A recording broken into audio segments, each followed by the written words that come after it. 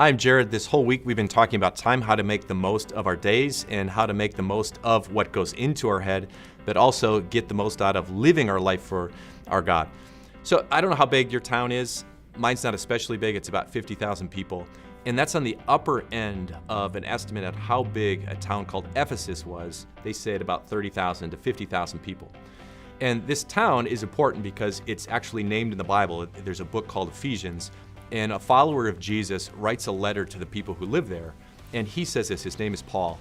He says, be very careful how you live, not as unwise, but as wise. We talked about that. But then the next section says, make the most of every opportunity.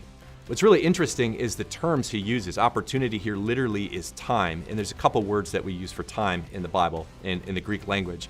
One is chronos, which may sound familiar if you watch Incredibles. That's Syndrome's secret plan to destroy the world. But it is also like an actual time. It's like 3 p.m. So Paul isn't saying to the people like in this Batman trainer voice, like make the most of 3 p.m. He's saying kairos, which is a little bit different. It's not an actual time. He's saying make the most of really the moment. They say opportunity, but make the most of those moments. So what this means is we not only have limited days on this planet, but within each day we have limited moments. If your life is anything like mine, it seems like there's always time for work as we're more and more and more, and the people who are left out are these relationships. I read the average working person spends less than 2.5 minutes per day in meaningful conversation with their spouse or significant other. 2.5 minutes a day, so that's 15 minutes a week. But it's worse for kids.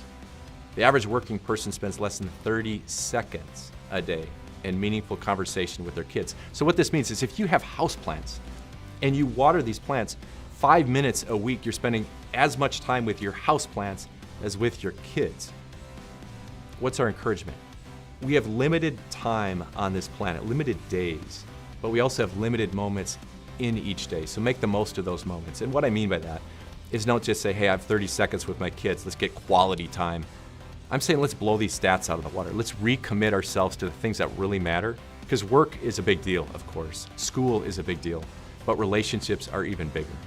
So let's take time to express how God feels about them to them, and let's take time to express how we feel about them in real meaningful conversation beyond 2.5 minutes or beyond 30 seconds.